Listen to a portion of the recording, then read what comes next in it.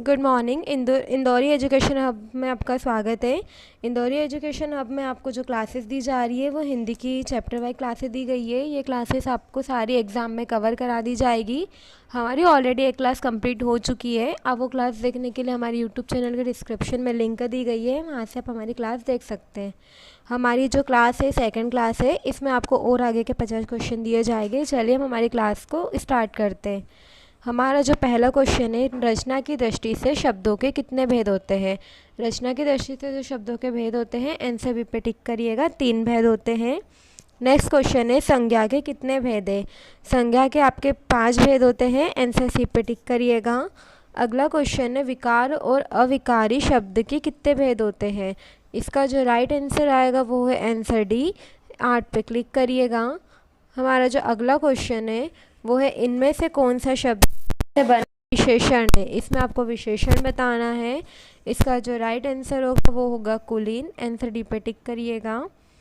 हमारा जो next question है वो है, यथा समय समास है। आपको यह बताना है कि यथा समय समास में कौन सा समास होता है। इसमें अव्ययी भाव समास होगा। आंसर बी पे टिक करिएगा। अगला जो क्वेश्चन है, प्रत्येक समास है। आपका जो प्रत्येक समास होता है वो होता है अव्ययी भाव समास। आंसर सी पे टिक करिएगा। हमारा जो अगला क्वेश्चन है वो है, तिरंगा है। तिरंगा आपका बहुब्रीहि समास होता है। आंसर बी पे टिक करिएगा। हमारा जो अगला क्वेश्चन है वो है, कवि का स्त्रीलिंग रूप क्या है। इसमें आपको कवि का स्त्रीलिंग रूप बताना है। उसका जो राइट आंसर होगा आंसर सी होगा, कवित्री। सी पे टिक करिएगा। हमारा जो अगला क्वेश्चन है वो है, सूर्य का स्त्रीलिंग रूप क्या है।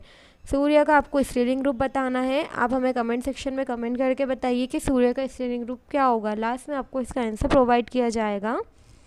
हमारा जो अगला है, पेड़ से फल गिरा, इस वाक्य में किस कारक की विभक्ति है। इसमें आपको विभक्ति बताना है। इसमें जो विभक्ति आएगी वो है आंसर बी, अपादान। इसका राइट आंसर होगा। हमारा जो अगला क्वेश्चन है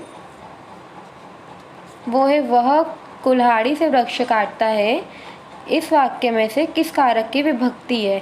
इसका जो राइट आंसर आएगा वो होगा करण। सी पे टिक करिएगा।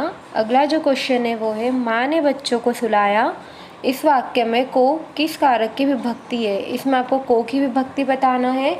इसका जो राइट आंसर होगा वो होगा कर्म। बी पे टिक करिएगा बच्चों। अगला जो हमारा क्वेश्चन आता है वो है, अध्यापक शब्द का स्त्रीलिंग रूप क्या है।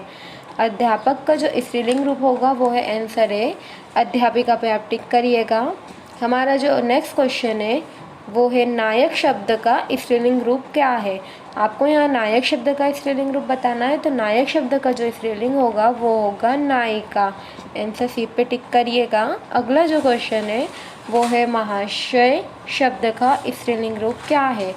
महाशय शब्द का जो स्त्रीलिंग रूप होता है वो होता है महाशया। आंसर सी पे टिक करिएगा। बढ़ते हैं हमारे अगले क्वेश्चन की तरफ। नेता शब्द का स्त्रीलिंग रूप क्या है। नेता शब्द का जो स्त्रीलिंग रूप होता है वो होता है नेत्री। ए ऑप्शन पे टिक करिएगा।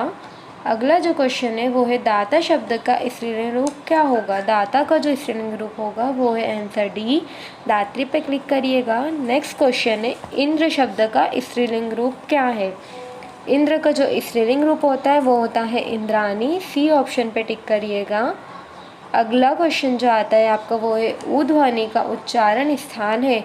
ऊध्वनि का जो उच्चारण स्थान है वो होता है ओष्ठ। बी पे टिक करिएगा। समुच्चय का संधि विच्छेद क्या है। यहाँ पर आपको समुच्चय शब्द का संधि विच्छेद बताना है। इसका जो सही संधि विच्छेद है वो है सम प्लस उत प्लस आय। आपका राइट आंसर है बी। अगला क्वेश्चन है, सूर्योदय का संधि विच्छेद बताइए। सूर्योदय का संधि विच्छेद आप हमें कमेंट सेक्शन में कमेंट करके बताइएगा। इसका जो राइट आंसर रहेगा वो आएगा सूर्य प्लस उदय। Answer C. अगला क्वेश्चन आता है आपका, महेंद्र का संधि विच्छेद क्या है। महेंद्र का जो संधि विच्छेद रहेगा वो आएगा महाधन इंद्र। आंसर सी पे टिक करिएगा। अगला क्वेश्चन है, क्या आप जा रहे हैं में कौन सा निपात है। क्या में कौन सा निपात आएगा ये आपको बताना है। क्या में आपका जो निपात आएगा वो आएगा प्रश्नबोधक निपात। आंसर बी पे टिक करिएगा। हमारा जो अगला क्वेश्चन है वो है, मैं भी यह जानता हूँ, इस वाक्य में भी का कौन सा निपात है? आपको भी का जो निपात है वो आएगा बलदायक निपात। आंसर ए पे टिक करिएगा। हमारा जो अगला क्वेश्चन आता है, झूठ मत बोलो, इस वाक्य में मत का कौन सा निपात है? इसमें आपको झूठ मत बोलो में मत शब्द का निपात बताना है। यह निपात आएगा निषेध बोधक निपात। आंसर डी पे क्लिक करिएगा। अगला क्वेश्चन आता है, तुम्हें राम के आने तक प्रतीक्षा करनी होगी, इस वाक्य में तक शब्द का निपात क्या है? इसमें आपको तक शब्द का निपात बताना है। तक शब्द का जो निपात होगा वो होगा बलदायक निपात। आंसर सी पे टिक करिएगा। हमारा जो अगला क्वेश्चन है, पशु पक्षी ही अपना ही समझते हैं, इसमें ही शब्द में कौन सा निपात आएगा? आपका जो ही शब्द में निपात आएगा वो आएगा बलदायक निपात। आंसर बी पे टिक करिएगा। अगला जो क्वेश्चन है वो है, काश आज वर्षा होती, इस वाक्य में आपको काश का निपात बताना है। काश का जो निपात होता है वो होता है विस्मयादि बोधक निपात। आंसर सी पे टिक करिएगा। अगला जो क्वेश्चन आता है, निपात कितने प्रकार के होते हैं? यहाँ आपको निपात के प्रकार बताना है। निपात के जो प्रकार होते हैं वो होते हैं 9। आंसर डी पे टिक करिएगा। हमारा जो अगला क्वेश्चन आता है वो है, उर्वरा शब्द का वाक्यांश है। उर्वरा शब्द का जो वाक्यांश होता है वो होता है उपजाऊ। डी वाले ऑप्शन पे टिक करिएगा। हमारा जो अगला क्वेश्चन है, व्याकरण जानने वाला वाक्य के लिए एक शब्द है, इसका राइट आंसर आएगा व्याकरण। आंसर सी पर टिक करिएगा। अगला क्वेश्चन है, गाल बजाना का अर्थ है। गाल बजाने का आपको अर्थ बताना है, डिंक हाँकना।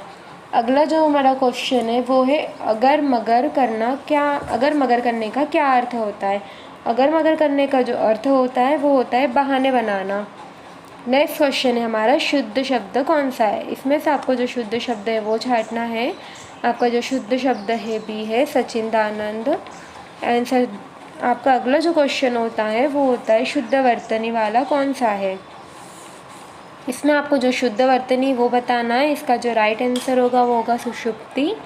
आंसर सी पर टिक करिएगा। हमारा जो अगला क्वेश्चन है वो है, सही वर्तनी छाटिए। इसमें से आपको बताना है कि सही आंसर कौन सा है। इसका जो राइट आंसर आएगा वो आएगा बी, ज्योत्सना इसका राइट आंसर है। हमारा जो अगला क्वेश्चन आता है वो आएगा, शुद्ध शब्द क्या है? इसमें आपको शुद्ध शब्द बताना है। इसमें जो शुद्ध शब्द है वो है आंसर सी, संपूर्ण। नेक्स्ट क्वेश्चन आता है, दयानंद में प्रयुक्त संधि का नाम है। इसमें आपको दयानंद की प्रयुक्त संधि कौन सी है वो बताना है। दयानंद की जो प्रयुक्त संधि है आंसर सी, दीर्घ संधि होती है।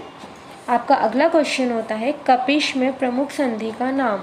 इसमें आपको कपिश की जो संधि है वो बताना है। कपिश की जो संधि आएगी वो आएगी दीर्घ संधि। आपका जो आंसर डी है उस पर टिक करिएगा। अब आता है आपका नेक्स्ट क्वेश्चन, सदैव में प्रयुक्त संधि का नाम है। सदैव में आपकी जो संधि होती है वो होती है स्वर संधि। ए पे टिक करिएगा। अगला जो क्वेश्चन होता है वो है, सन्मति का सही संधि विच्छेद बताइए। सन्मति का जो सही संधि विच्छेद होगा वो होगा संत प्लस मति। आंसर बी पे टिक करिएगा। आपका जो नेक्स्ट क्वेश्चन है वो है, इत्यादि का संधि विच्छेद बताइए। इत्यादि का जो सही संधि विच्छेद होगा वो होगा इति प्लस आदि। आपका आंसर बी पे टिक करिएगा। आपका जो नेक्स्ट क्वेश्चन है वो है, निम्नलिखित में से कौन सा शब्द वृद्धि संधि का उदाहरण नहीं है? आपको यहाँ वृद्धि संधि का उदाहरण नहीं बताना है। आपकी जो वृद्धि संधि वो सदैव भी है, परमोदर्या भी है और जलोद भी है।